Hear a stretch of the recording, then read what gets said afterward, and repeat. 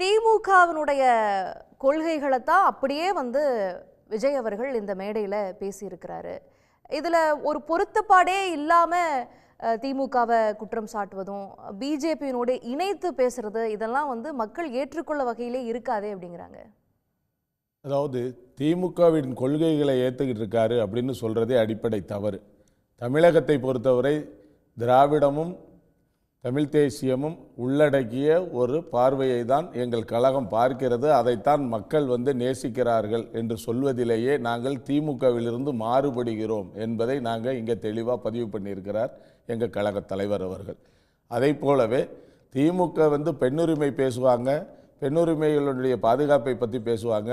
ஆனால் அவர்கள் அந்த பெண்களுக்கான விஷயங்களில் எப்படி இரட்டை நிலைகளை எடுக்கிறாங்கிறதையெல்லாம் இன்றைக்கு நாட்டு மக்கள் நன்றாகவே உணர்ந்திருக்கிறார்கள். என்ன இரட்டை நிலை எடுக்கிறாங்க? பெண்களுக்காக எத்தனை திட்டங்கள் கொண்டு வரப்பட்டிருக்கிறது. ஒவ்வொரு திட்டங்களிலும் உள்ள என்ன பண்ணுறாங்க, அப்போ அனைத்து மகளிருக்கும் 1000ன்னு சொன்னதில் தகுதி உள்ள மகளிர்னால் அந்த தகுதி எங்கே வரையறுக்கப்படுகிறது? மகளிர்னு வந்துட்டாலே அவர்கள் என்ன தகுதிக்கு உரியவர்கள்னா எந்த அடிப்படையில்? இதை தேர்தல் பிரச்சார களத்தில் நீங்கள் வாக்குறுதி கொடுத்த போது திமுக செய்துதா? பெண்களை நோக்கி நாங்கள் உங்களுக்கு 1000 ரூபாய் உரிமை தொகைன்னு சொன்னாங்க. உரிமை தொகை பெறுவதற்கு தகுதி நீங்க நிறைவேற்றிருக்கிற 17 தீர்மானங்கள்ல இதிலிருந்து மாறுபட்டு பெண்களுக்கென்றும் மற்ற சமூக நீதிக்கென்றும் ஏதாவது மாறுபட்ட தீர்மானம் இருக்குதா? இன்னைக்கு பேசின பல விஷயங்கள்ல டீலிமிட்டேஷன்ல இருந்து வக்பு வாரிய சட்டம் வரைக்கும் எல்லாமே நேத்து நிறைவேற்றின சட்டம் வரைக்கும் திமுக நிறைவேற்றினது, திமுக பேசுனது தானே நீங்க பேசியிருக்கீங்க. புதுசா என்ன பேசியிருக்கீங்க? அதாவது திராவிட சிந்தனைகளும் முற்போக்கு சிந்தனைகளும் கொண்ட எல்லோரும் அப்படி வாழக்கூடிய இந்த மக்கள் பகுதிக்கு என்ன தேவையோ அந்த கருத்துக்களை வலியுறுத்துறது தான் எங்களுடைய கருத்தும். அது திமுகவுக்கு உரியது அல்ல சார். அதை சொல்றதுக்கு திராவிட கட்சிகள் ரெண்டும் இருக்கு சார். 50 ஆண்டுகளாக ஆண்டு மக்களுடைய நன்மதிப்பை பெற்று வேறுபட்டு என்ன சொல்றீங்க? 2 திராவிட கட்சிகளும் தேசிய கட்சிகளோடு உடன்பாடு ஏற்படுத்தி கொண்டு தேசிய கட்சிகளோடு இணக்கமாக நேரடியாகவோ மறைமுகமாகவோ கூட்டு வைத்து கொண்டு அவர்களுடைய கொள்கை வழியில் தவறான செயல் திட்டங்களை நிறைவேற்றுகிறார்கள். அதைத்தான் சொல்றதை செய்யறதில்லைன்னு. நீங்க நீட்டு விலக்குக்கு ரகசியம் இருக்குன்னு சொன்னாங்க. நாங்கள் ஆட்சிக்கு வந்தால் அந்த நீட்டை செயல்படுத்த மாட்டோம் நாங்கள். ஆனால் இன்றைக்கு அந்த நீட்டின் நிலைமை ரகசியமாகவே இருக்கிறது. அதை கொண்டு வந்தது காங்கிரஸ் அப்படின்னா அது ஒரு தேசிய கட்சி. அதை நடைமுறைப்படுத்தியது பாஜக. அதிலிருந்து இவங்களால் அதை தடை செய்ய முடியல.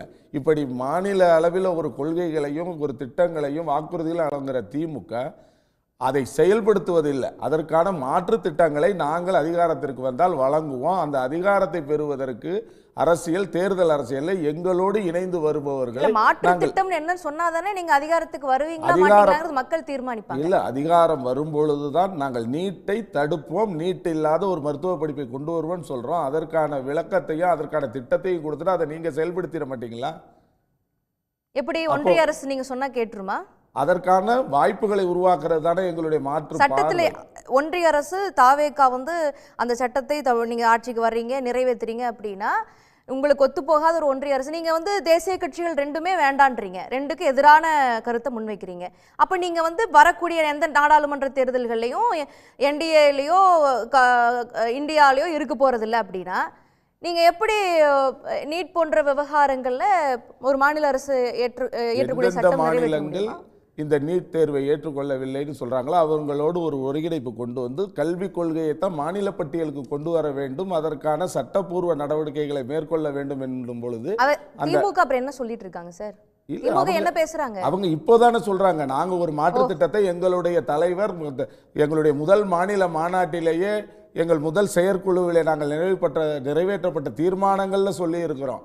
கல்விக் கொள்கையை மாநில பட்டியலுக்கு மாற்றணும், இதற்கான சட்டப்பூர்வ போராட்டத்தை உச்சநீதிமன்றம் வரை சென்று பண்ணணும். அதற்கான முன்னெடுப்புகளை கூட தொடாத திமுக, அதற்கான முன்னெடுப்புகளை தொடாத அதிமுக போன்ற கட்சிகள் தான் திராவிட கட்சிகள்னா அண்ணா பெயரையும் பேரறிஞர் அண்ணா பெயரையும் தந்தை பெரியார் பெயரையும் பயன்படுத்தி கொண்டு இருக்கிறார்கள். அவர்கள் உண்மையான கொள்கைகளை உள்வாங்கி நடக்கல. அதனாலதான் ஒரு மாற்று வேணும். அந்த அவங்க தலைவர்கள் பெயரை பயன்படுத்துறாங்கன்னா அந்த தலைவர்கள் வாயிலாக அந்த அந்த கட்சி எவல்யூஷன்ல வந்தது. இப்ப உங்க கட்சிக்கு தலைவர்கள் வச்சிருக்கீங்களே, அவங்களுக்கு உங்க கட்சிக்கு என்ன சம்பந்தம்? எந்த ஒரு நல்ல விஷயங்களை மக்களுக்கு போதித்த தலைவர்களை நம்மளோட ரோல் மாடலா எடுத்துக்கிறதுக்கு அவர்களுக்கு எங்களுக்குமான தொடர்பு இருக்க வேண்டிய அவசியம் இல்லை. இன்றைக்கு அந்த கொள்கை தொடர்பே இல்லாத தலைவர்களை ரோல் மாடலா வச்சுப்பீங்க. வந்த வழியில் அந்த தலைவர்களுடைய பெயரை சொன்னா அதை விமர்சிப்பீங்களா? இல்ல, அவங்க பெயரை சொல்றதை நாங்க சொல்லலையே. அவர்களின் நோக்கத்தை நீங்கள் நிறைவேற்றவில்லை. அவர்களின் பெயரால் நீங்கள் திராவிட மாடல் அரசு என்கிற பெயரால் அவர்கள் கொள்கைகளை வெளியில சொல்றீங்க. அந்த கொள்கை வழியில் உங்கள் செயல் திட்டங்களை அமைக்கவில்லை.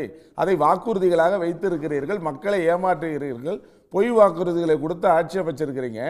அதுல நாங்க மாற்றுக்காக வரவில்லை. நாங்களே முதன்மை சக்தியாக வந்து இந்த ஏமாற்று அரசியலை முன்னெடுத்திருக்கக்கூடிய 2 பெரும் திராவிட கட்சிகளுக்கும் மாற்றா நாங்க வர்றோம் அப்படிங்கிறதான் இன்றைக்கும் நாங்கள் வலியுறுத்துகிறோம்.